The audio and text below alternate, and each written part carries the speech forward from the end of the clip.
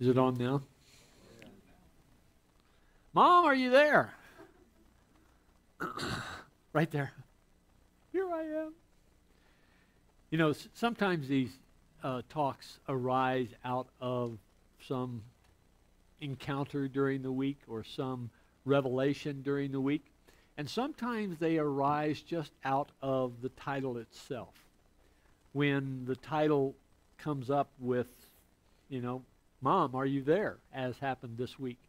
What was going through my mind was the guidance that we receive from our mothers, whether they be present or not. And that topic evolved, as topics often evolve. So I'd like to talk today about the energy of motherhood. Michael, Melvin, and Marvin, very competitive sons. They were talking about what they were giving to their mom. Their mom was moving into that stage of life where she was, you know, becoming a little bit disconnected from reality, but they were intent upon giving her the best gift that they could give her. And being of competitive mind, they chose to reveal to the others what they were giving. And Michael said, you know, I've done pretty well in life, and I've decided that I'm going to give my mom this wonderful mansion that I found down on the waterfront. And Marvin said, well, that sounds wonderful, but, you know, I know that my mom likes to get out and get around, and she's not able to drive anymore, so I have purchased for her this beautiful Mercedes and provided to her a driver for the rest of her life so that she can be mobile, so that she can go and explore wherever she wants to go. And Melvin said, well, recognizing that my mother is very fond of Scripture, and being of the age she is, she doesn't have many friends, and she doesn't get out very much, but I decided that I would get her a parrot that has been trained by the monastery to recite Scripture, word for word, front to back. It unfortunately is a very expensive proposition. I've had to support the monastery with a tithe of $100,000 a year, and that is for it's a wonderful thing, but I just want you to know how great I am to provide such a gift to my mom. And so the gifts were bestowed, and a few weeks later, Mom contacted the sons and said, Michael, you know, this is a beautiful mansion, and it's on the waterfront. I can smell the sea air, but I can't see it. I'm not very able to see, and furthermore, it turns out I only live in one room in the house, and so the rest of the house is kind of a waste. And she wrote a note to Marvin, and she said, Marvin, you know, this is wonderful. I appreciate your consideration, but frankly, I don't have anywhere to go. I don't have anyone to see. I'm pretty much a stay-at-home body, but thank you for this wonderful gift. She wrote a note to Melvin. She said, Melvin, as always, you know exactly what I like. And I want to tell you, that chicken was delicious.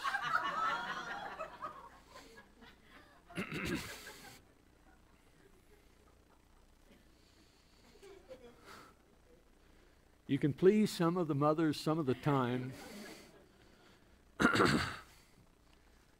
Well, okay, so this is a difficult, I've shared before with you that this is a difficult Sunday to develop a talk for.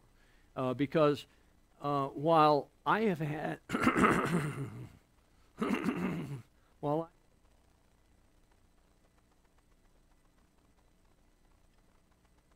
I have had a wonderful experience with my mother, not everybody has had that history. I've talked to people, and they have histories all along the spectrum of, my mother was a saint, or my mother was the devil incarnate, and anything in between. So in order to develop a talk about mothers, it really behooves me to address and accommodate the experiences of the people in the community. Well, I'm going to avoid that challenge. I'm going to end run it. I'm going to talk about the divine energies that are in each and every one of us. Certainly the divine energy of the masculine, we know of those divine energies. We have seen those divine energies. The masculine energies include the logical, the competitive, the active, the firm, the loyal, the decisive, the rational, the strong. These are energies that are prevalent in our culture because we have been ensconced in this patriarchal culture for 3,000 plus years. And indeed, the last arising or the last dominance of the feminine energies was back in the agrarian age, when the issues were how do we get the fertile earth to produce our foods, and that was thousands of years ago when that was a focus. So the divine energies of the masculine have become very prevalent in our culture, and in fact we look to those energies and we say, yeah, that seems reasonable, that we should be honoring the logical, we should be honoring the competitive. Our sports systems have arisen because we want to engage the competitive energies of our children. And so we have football teams, and we have basketball teams, and we have soccer teams, and we have lacrosse teams, and we have frisbee teams, and we have teams across the spectrum of activities that are competitive. They're team-oriented. They are intended to develop our physical strength. They've intended to develop our teamwork, and so on. Well, we also have the feminine energies, and the feminine energies are the intuitive, the nurturing, the patient, the gentle, the wise, the creative, the emotional, and the flexible. Now, these are, in some cases, they are reasonable oppositions, okay? But these are energies that are, they're really our responses to the conditions that we encounter in our life. And these responses that we have developed have been very effective.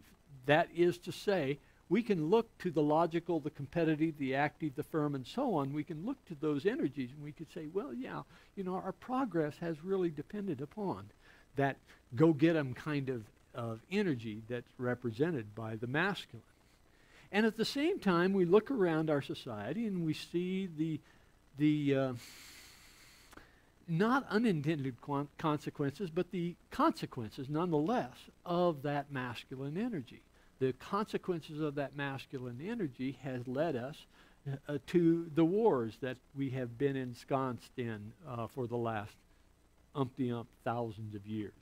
They represent while they represent the progress that we have made, and they have supported the progress that we have made in technology and in economics and in manufacturing and so on, they nonetheless have brought us to this point where there is a pillaging of the resources of the earth. There is a lack of consideration of people of a different appearance or of a different culture, of a different place.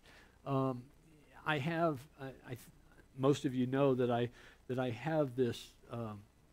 She's not really a pen pal. She's actually a congregant in Pakistan.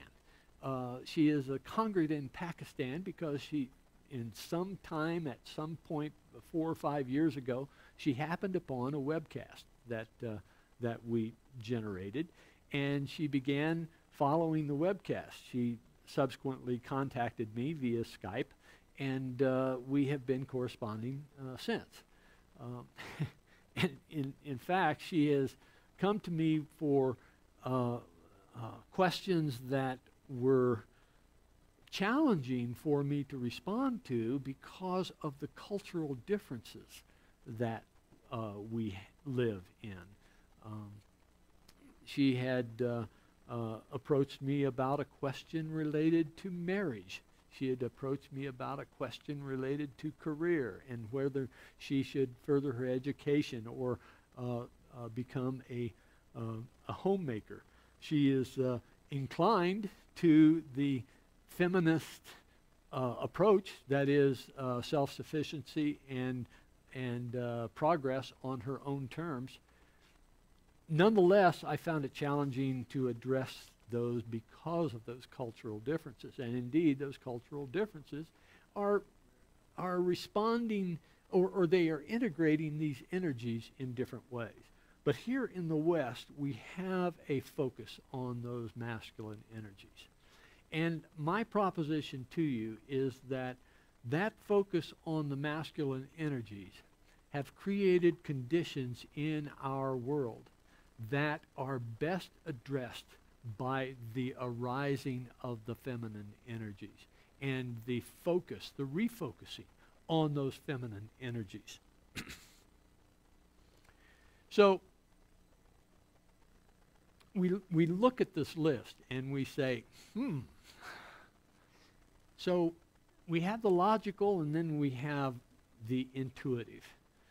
I think we can see that the logical and the intuitive are, if you will, opposite ends of an active spectrum.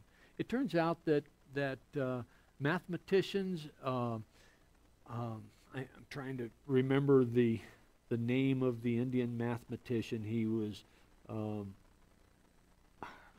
my apologies. Anyway, he died at the age of 32. But he is considered to be one of the most important mathematicians to occupy this planet. But the approach that he took to his discoveries was one where he did not logically arrive at anything. He arrived at his theorems, he arrived at his ideas through dreams. He prayed to the family goddess. He meditated with the embrace of the family goddess. And he would arise from his meditation with this scroll of mathematical formulas that were in and of themselves correct. But the challenge that he had when he moved from India to the West, he took up a fellowship at Yale or Princeton, one of the Ivy League schools. And the challenge that he had was that the insistence of that faculty, of his faculty mentor, was that everything that he provided needed to be substantiated with this logical development, right? And that wasn't how he arrived at it. He had no idea what the logical development would be for some of these formulations. But nonetheless, these formulations have proved to be substantial foundation for our current understanding of mathematics. So here was a if you will, a mathematical prophet that was able to enter into the dream state, enter into the meditative state, and come up with these mathematical formulations that were extraordinary. He was a pioneer. He opened doors in many areas of mathematics because of his, if you will, discoveries, his revelations. Yet he was not able to bridge from the current construct to his construct through logical progression. So we have there an example of how the intuitive is an important aspect that is not necessarily logical. It is a discovery that arises. So we are offered the challenge of being able to integrate the feminine energies into our way of thinking, into our worldview. Scripture offers us an interesting perspective on this, as you might guess, this being a place where we offer Scripture from time to time. In Mark 10, verses 2 to 9, we have this. Some Pharisees came, and to test him, they asked, "Is it lawful for a man to divorce his wife?" And he answered them, Jesus answered them, "What did Moses command you?" They said, "Moses allowed a man to write a certificate of dismissal and divorce her." But Jesus said to them, "Because of your hardness of heart, he wrote this commandment for you. But from the beginning of creation, God made them male and female. For this reason, a man shall leave his father and mother and be joined to his wife, and the two shall become one flesh. So they are no longer two, but one flesh. Therefore, what God has joined together, let no one separate." Okay, so this is a scriptural foundation for this declaration that divorce is not to Jesus' liking.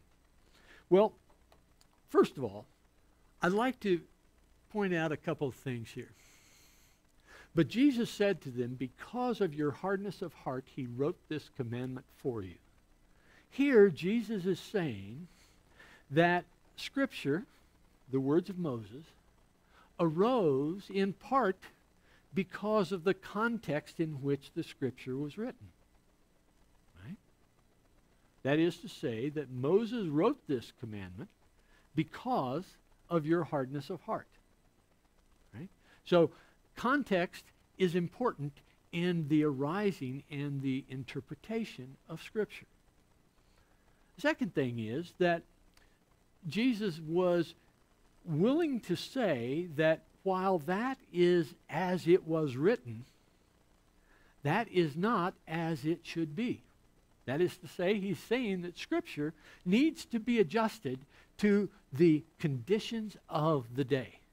It is not firm, it's not firm, divorced of context. It is important that Scripture be interpreted in the context of that which you are living. So that's an interesting perspective.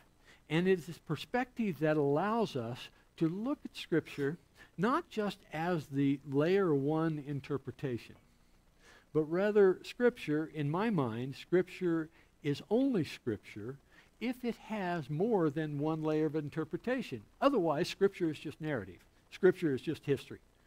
If you have, on the other hand, a body of work that allows that as your perspective expands, as you evolve spiritually, that there is meaning below the external. That is, that Scripture is like an onion of meaning. That you peel off one layer, you digest that layer, you understand that layer, and in the expansion that arises from that understanding of that Scripture, you are then able to explore the next level. And here's another level that I would offer that we could explore here. And that is, notice that for this, let's see, but from the beginning of creation, God made them male and female. Let's consider that them was each individual and made them male and female, not male or female. Okay? That each of us is male and female. That we are not gender limited in the energies that we are able to express, that of the energies that are available to us. Instead, we have available to us this spectrum of energies, okay? And that as we are able to draw upon the masculine and the feminine as is appropriate in the conditions that we are facing, if we're able to draw upon both the masculine and the feminine energies to respond appropriately, rather than rightly or wrongly, but respond appropriately, then we are a more complete individual. Okay? So coming back to the scripture then. For this reason, a man shall leave his father and mother and be joined to his wife, and the two shall become one flesh. The two shall become one flesh. It is the masculine and the feminine that are present in the one flesh. Okay? It is both masculine and feminine that is available to each and every one of us as gender male or gender female. Therefore, what God has joined together, let no one separate. Let us not take the masculine dominance and say that that is the correct, but let us consider the masculine energies and let us consider the feminine energies and let us integrate both of those energies into our response set, into our tools that we have available to respond to conditions that we are facing. So, let no man separate. Let us focus our energies in an appropriate way, but drawing from the characteristics of the divine masculine and the divine feminine. So, as we look at the divine energies,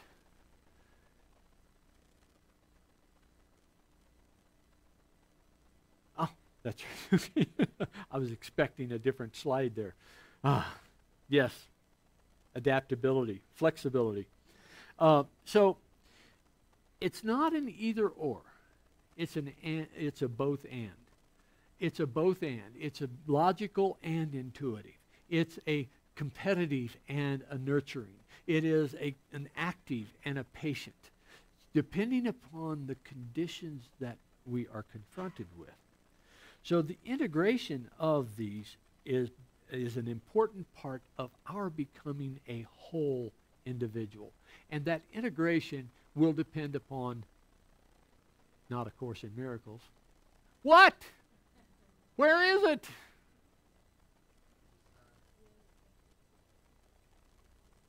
Do, do, do, do, do, do, do, do. No, that's not what I'm looking for.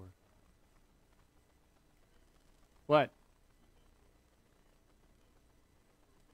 Please. Patrick and I do a dance every Sunday, and that dance is that I will be sitting back there. He needs to prepare, right? He needs to have these slides all set up. And so I'm back there continuing to create. And so I may or may not include slides that were previously posted. And so... Okay.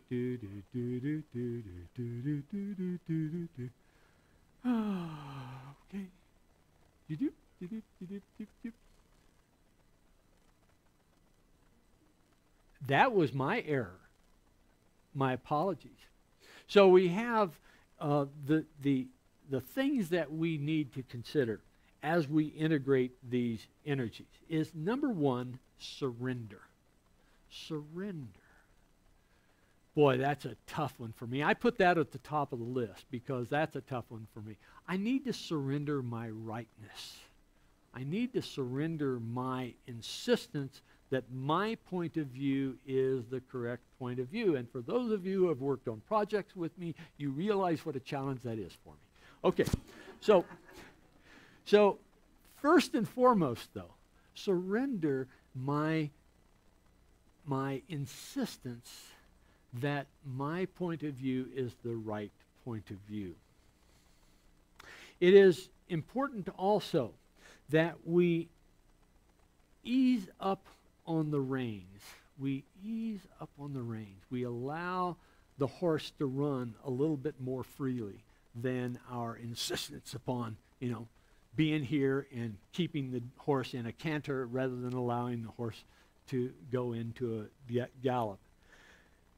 Paradoxically, I am able to release the pressure on the reins, the tension on the reins. I am able to sit back and see where it goes. Now, I know that that's kind of an interesting paradox, but we're interesting people, aren't we? Don't you have paradoxes within your own experience that you say, oh, yes, well, that's interesting. Too often, I find myself wanting to improve on the processes that are going on around me. Yesterday, my daughter was, for those of you who don't know, my daughter and her family live with us, and that presents some challenges, particularly for her. She was peeling potatoes yesterday, you know, doing the chop, chop, chop, chop, chop, chop, right? And I said, can I show you something else that I discovered the other day? And she said, she turned to me and she said, am I required to do it your way? And I said, no, but so I took the potato and I put it down on the cutting board, and I chopped around, and I came up with this small handful of peelings rather than the big handful of peel and meat from the potato that she had produced. And she said, well, I can see how that does produce more potato and less waste. And I stepped back and I said, thank you. That's all I needed. I just needed you to acknowledge that this does have some benefit. It does take more time, that's true. But, okay, so having the opportunity to let go of my insistence upon correcting the processes that are going on around me. Another is to be willing to look and live within another's perspective, so that there is an opportunity for us to not necessarily to divorce from our own perspective, but to step into the shoes of another, right? We have the scripture, walking a mile in the other's shoes. And the idea that we have built up this perspective, this worldview, does not mean that it is necessarily the worldview that works for everybody. Not only is it not the worldview that works for everybody, but it may not be the worldview that is appropriate for you either.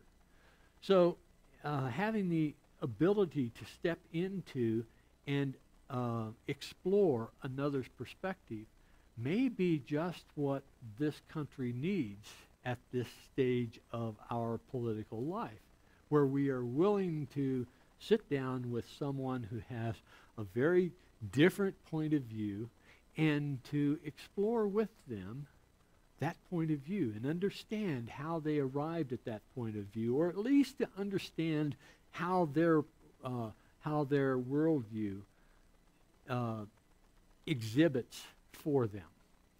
And that idea of being willing to step into other people's point of view, being willing to let go of the rightness of my position, of being able to surrender, being able to come into this willingness to ease up on the reins. This whole practice here is about allowing us some flexibility, some suppleness to our perspective that will invite in the feminine energies.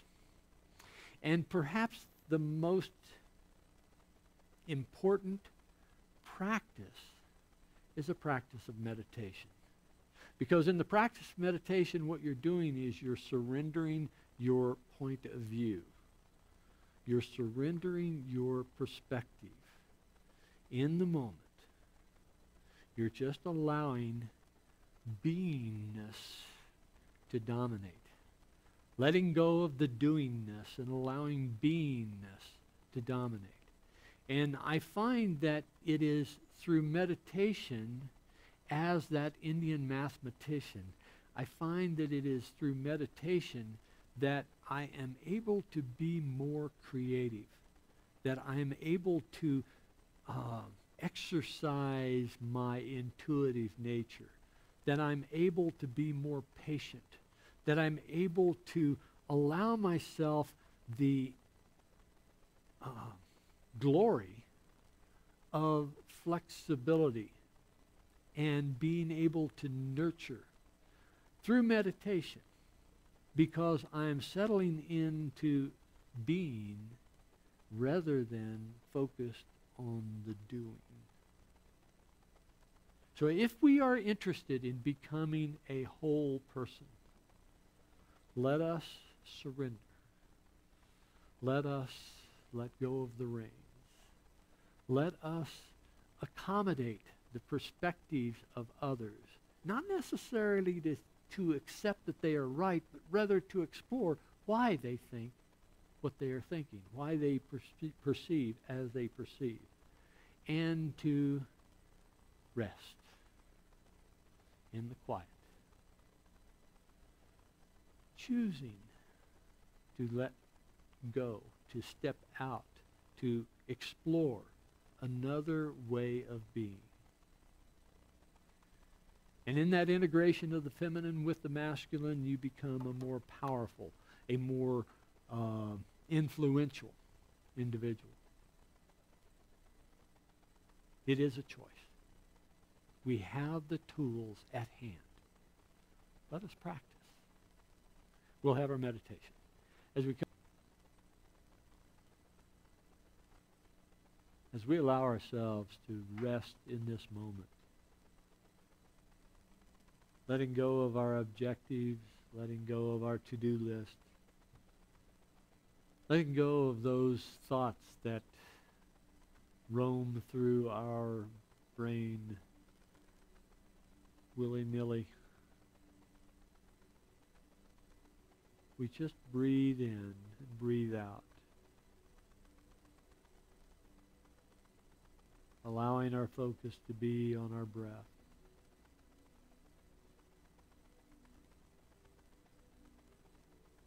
Breathing in, appreciating this breath of life. Breathing out, appreciating the nutrition, the vitalization of this breath has given us.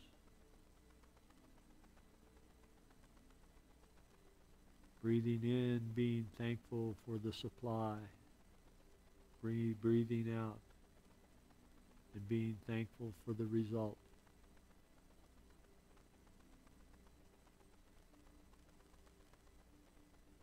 Letting go of our goals, our anticipations.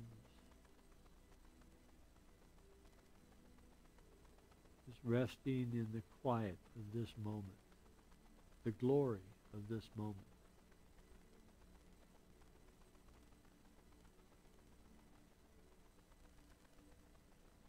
Breathing in and appreciating this gift of God.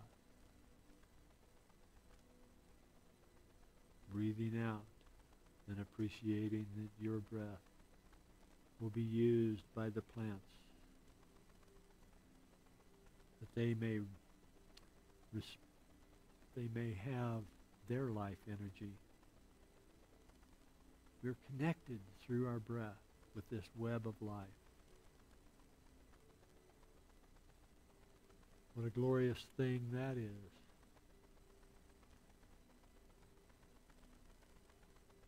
Breathing in, breathing out.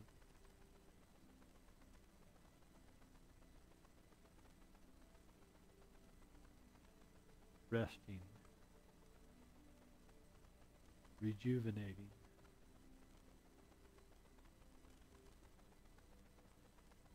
Breathing in, breathing out. Healing our wounds of the psyche.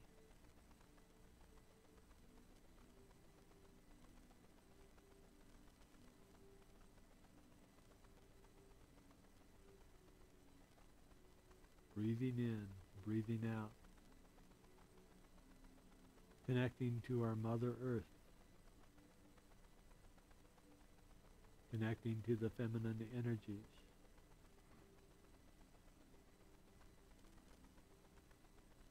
Celebrating the wholeness that they bring.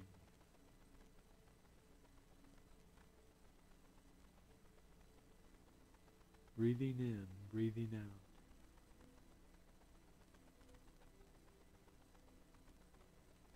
Feeling all of the blessings that is ours.